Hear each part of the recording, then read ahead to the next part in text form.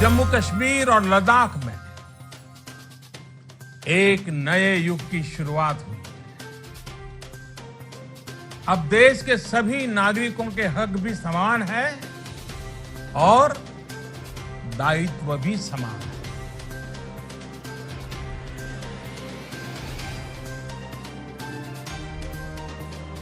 मैं जम्मू कश्मीर के लोगों को,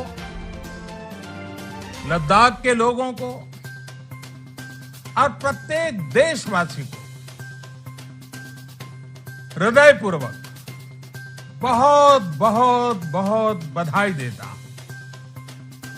साथियों, समाज जीवन में कुछ बातें समय के साथ इतनी घुल-मिल जाती हैं कि कई बार उन चीजों का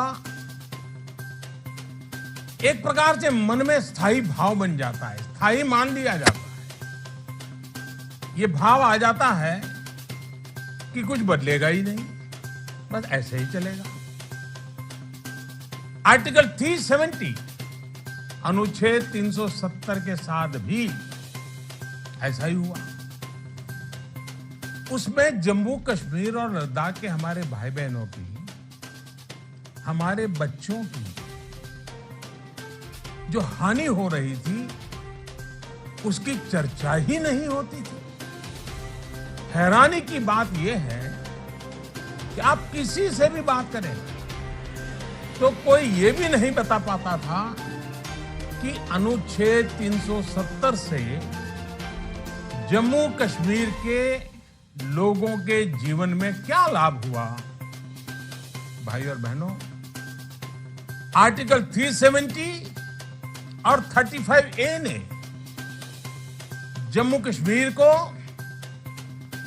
अलगाववाद, आतंकवाद, परिवारवाद और व्यवस्थाओं में बड़े पैमाने पर फैले भ्रष्टाचार के अलावा कुछ नहीं दिया।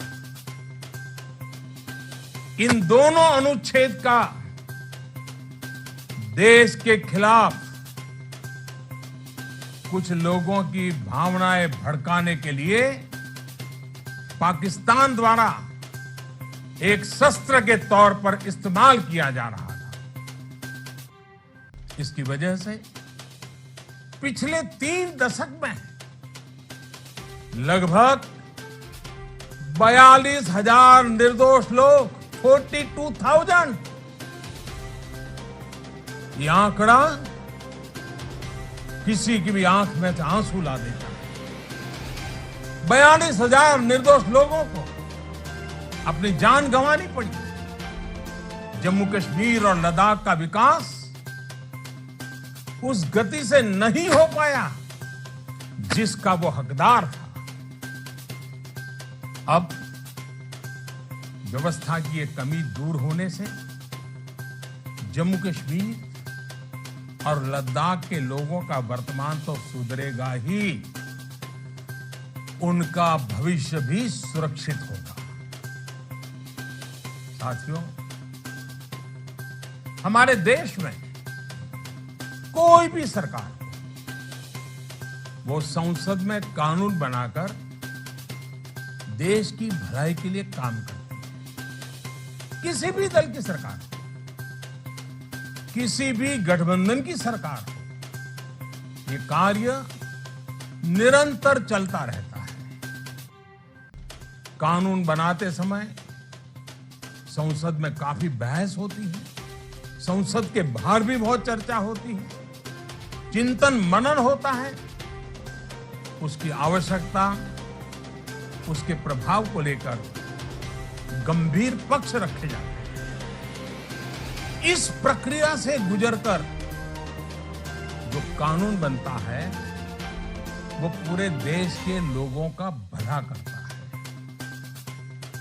लेकिन कोई कल्पना नहीं कर सकता कि संसद इतनी बड़ी संख्या में कानून बनाए और वो कानून देश के एक हिस्से में लागू ही ना हो।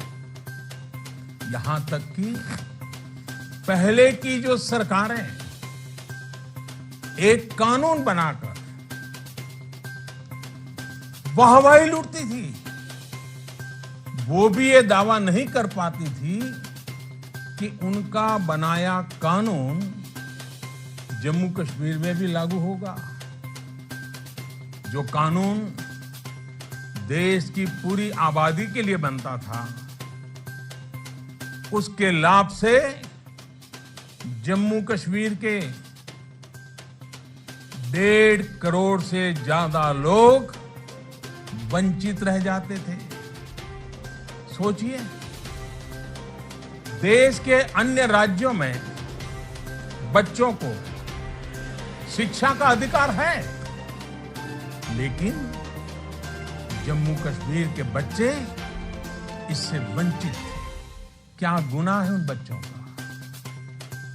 देश के अन्य राज्यों में बेटियों को जो सारे हक मिलते हैं, वो सारे हक जम्मू कश्मीर की बेटियों को नहीं मिलते थे। देश के अन्य राज्यों में सफाई कर्मचारियों के लिए सफाई कर्मचारी एक्ट लागू है, लेकिन जम्मू कश्मीर के सफाई कर्मचारी इससे वंचित थे, उनको यह हक नहीं दिया गया था। देश के अन्य राज्यों में दलितों पर अत्याचार रोकने के लिए सख्त कानून लागू है, लेकिन जम्मू कश्मीर में ऐसा नहीं था। देश के अन्य राज्यों में अल्पसंख्यकों के हितों की रक्षण के लिए माइनॉरिटी एक्ट लागू है, लेकिन जम्मू कश्मीर में ऐसा नहीं था।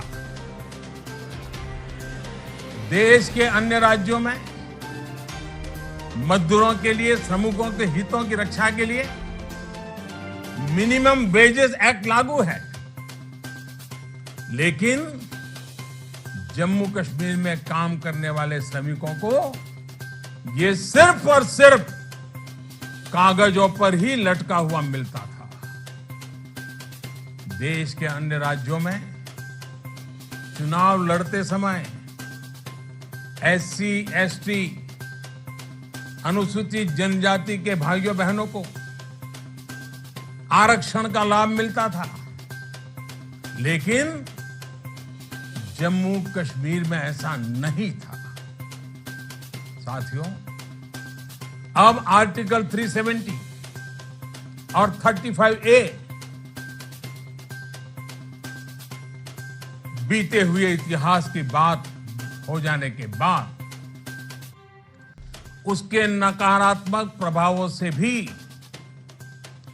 जम्मू कश्मीर जल्द बाहर निकलेगा, इसका मुझे पूरा विश्वास है।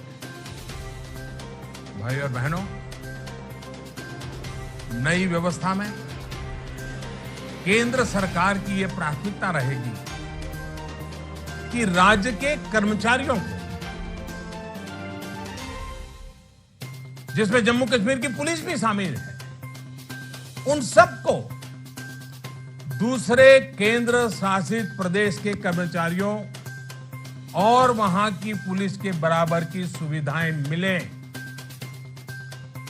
अभी केंद्र शासित प्रदेशों में अनेक ऐसी वित्तीय सुविधाएं जैसे एलटीसी, हाउस रेंट अलाउंस, बच्चों की शिक्षा के लिए एजुकेशन अलाउंस, हेल्थ स्कीम जैसी अनेक सुविधाएं दी जाती हैं, जिनमें से अधिकांश जम्मू कश्मीर के कर्मचारियों को, पुलिस परिवारों को नहीं मिलती हैं।